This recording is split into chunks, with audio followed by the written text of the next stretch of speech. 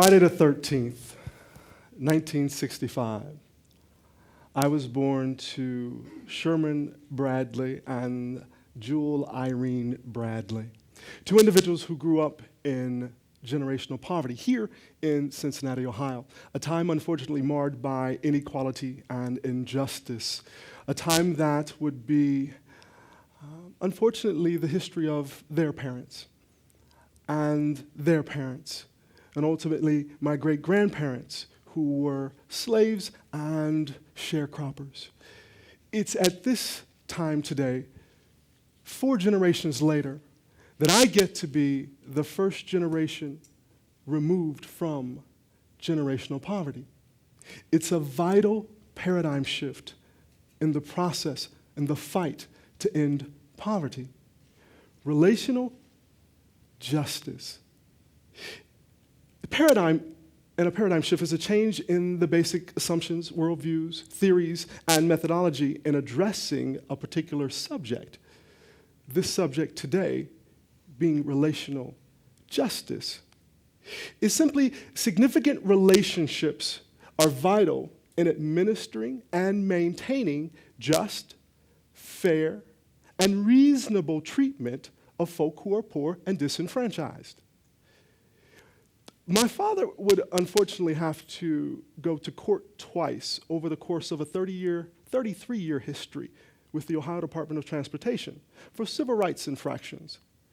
He would fortunately win and wind up getting the promotion that he was overlooked for, back pay, and even the raise that came with the promotion. The difficulty in this process was the work life after the success in court. It would take a friend named Bill, who wound up being his supervisor, who would befriend him and mentor him and help him through these difficult moments in order for him to really walk out what we consider today relational justice.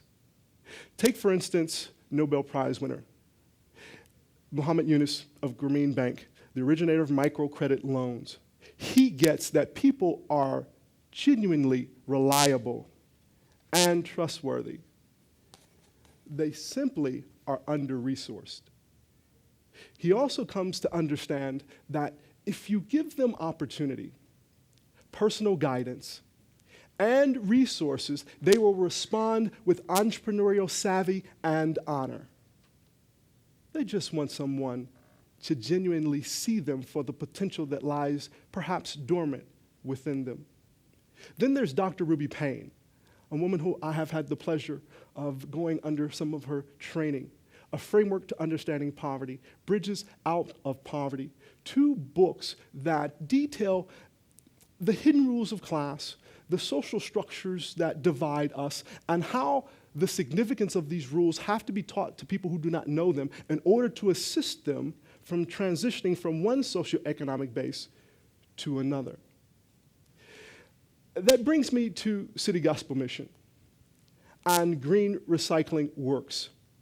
After several failed ideas and a lot of struggles to get the organization to believe that a nonprofit could actually create a business, and perhaps a business that could successfully continue their mission and vision, as well as perhaps potentially down the road, 3 to 5 years, in this case, hopefully, as a successful business model, pour money back into the homeless shelter. Not really a novel idea, in my opinion. It just seems to be the time or the sign of the times. We all know that in our economy, it's difficult now to acquire funds to do nonprofit work. So perhaps this endeavor of being able to provide an opportunity for recycling products while we reclaim lost lives can actually tackle a number of different initiatives. So we take plastic, cardboard, books, clothing, plastic bottles, paper, aluminum cans, and we recycle them. We acquire them from small, medium-sized businesses, churches, schools, universities, perhaps, and bring them to a warehouse where they're sorted, they're baled, and they're shipped off again and sold around the country to various vendors who want these products. There's a Chinese proverb that says, if you want to be prosperous in a year, plant some grain. If you want to be prosperous in 10 years, plant some trees. But if you want to be prosperous for 100 years, invest in people. At Green Recycling Works, we are investing in people. And here are two friends I'd like to introduce you to.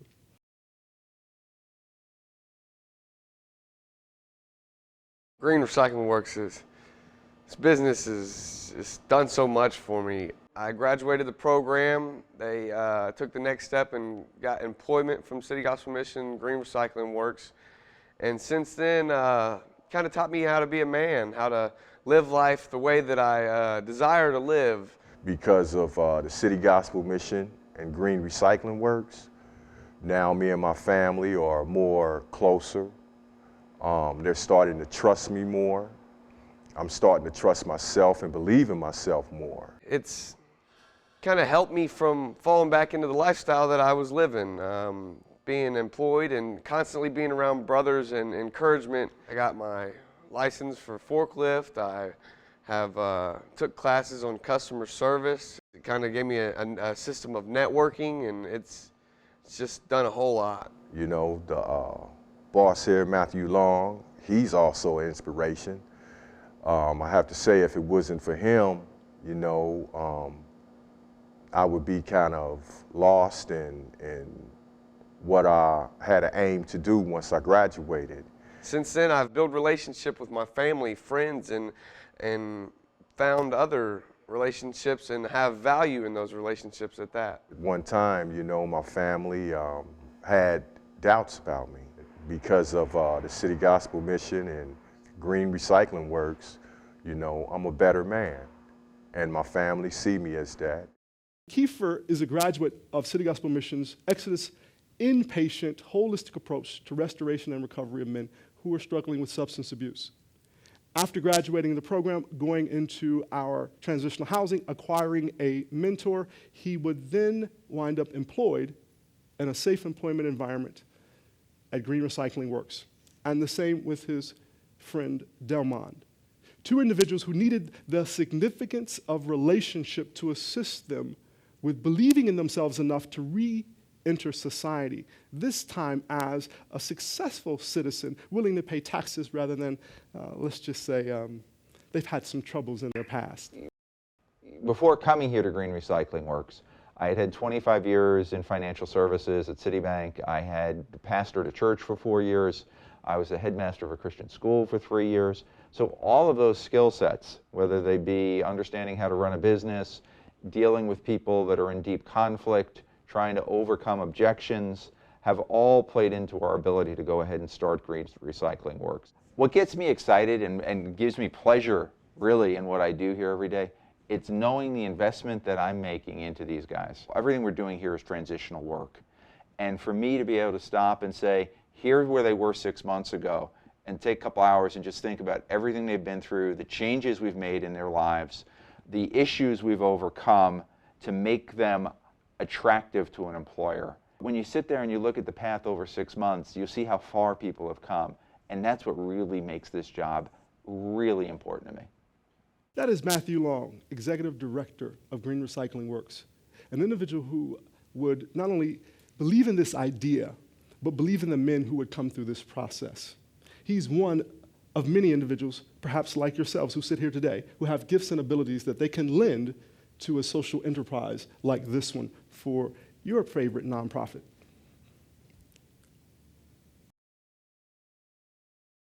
Well, let's go back to the very beginning. Sherman was giving a conference on ministering to the poor, and we were sitting there talking and sharing vision, and this is a God thing. Sherman has a ministry that's life-changing ministry in working with guys that are in a shelter, but he wanted to add a social entrepreneur part. We have a social entrepreneur ministry, but we wanted to add a shelter. So we formed this back and forth traveling arrangement, email, and we're both mutually benefiting from each other. 3 years ago, I met Doug Diven in Milton, Pennsylvania, and if it were not for his willingness to believe in me and this process, we would not have Green Recycling Works here today. And there are many of you sitting here today who may wind up like Doug, or you may wind up like Matthew. Matthew, after 25 years in corporate, decided to leave it and use his skills for the nonprofit side. Some of you sitting here today will graduate and then want to go directly into a nonprofit organization where you can take a look at how can you be more impactful with the social issues that are prevalent in our culture today. These gentlemen, via these relationships, are paramount to us having this opportunity to have Kiefer and Delmon capable of seeing themselves reconnected to society as successful citizens. Relational justice requires that we see them the way they can be, and not just depict them for the past experiences that they've had that have been negative. First principle of relational justice, then, is simply this. Significant relationships are required to see positive changes in the lives of people in poverty. It's not rocket science. It's really just being willing to get engaged. The second principle of relational justice is connected to our ability to relate with those in every social class, to choose to involve ourselves in addressing both personal and systemic causes of poverty. Oftentimes, it's the individual choices of the poor that are highlighted, rather than seeing them as the individuals who are in systemic processes that make some of their choices all bad choices. I was fortunate, as my father was fortunate, to have individuals who would believe in us beyond what our path had been previously, regardless of the fact that neither one of us have ever acquired a degree from college. My father did take some courses, has found himself learning before retiring various aspects of being an engineer to wind up in a process to continue to be promoted. I myself have just been fortunate to connect with people like Doug Diven and Matthew Long, who could share their experience with me. And I've been a somewhat avid reader. I still think I could read a lot more. But the relationships that have been forged around me have inspired me, have motivated me, have given me the courage to see myself beyond my family history. I believe each and every one of you out here today knows someone that you can share your expertise with, that you can simply be a listening ear so that they can share their dreams. And I suspect that there's people that you can connect them to who could assist them in fulfilling those dreams as well. What we don't want, if you've seen the movie The Hunger Games, this what we consider to be an allegory on the consequences of ignoring relational justice, this gladiatorial American Idol-ish exploitation of the poor that is like maybe an extreme perspective on what society going wrong could look like. However, some would say with the opulence of Beverly Hills, and in just the afternoon's drive away, the deprivation of Skid Row, we're not that far removed. I don't know. You'll have to judge for yourself. I believe as we have taken this initiative at City Gospel Mission, there are far more lives that we're capable of impacting as we come together collectively. One of the things that Dr. Ruby Payne talks about is bringing the very people who are struggling inside the culture of poverty, who know it best, to the very table of decision making so that they can be a part of the solution and a part of the process. I don't know about you, but I would suspect to say that it's safe if I took a poll that there's not one person in here who really was overjoyed and overwhelmed at the process of not being at the table when we bailed out the banks, the $7.7 trillion. But you know, people in generational poverty have had systems imposed upon them, decisions made for them for far too long without ever bringing them to the table and allowing them to share, where they all then have extreme buy-in to the process. Feel value. There's no greater gift than to give empathy, warmth, and respect to another human being, especially someone who's hopeless.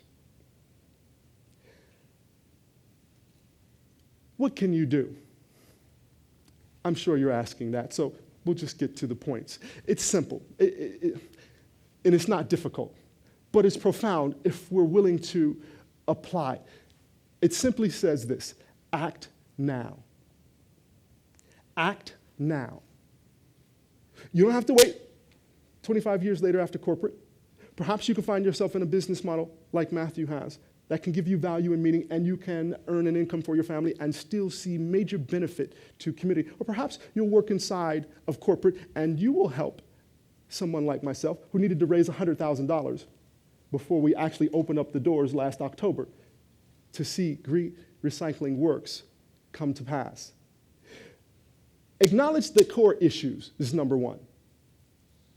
Acknowledge that once you do find what these core issues are, that it doesn't stop there, that we don't know enough yet even still, and as we get involved relationally with folk who are living it daily, we'll learn that there are other issues that we did not know that wind up being some of the pieces to the pie that are necessary.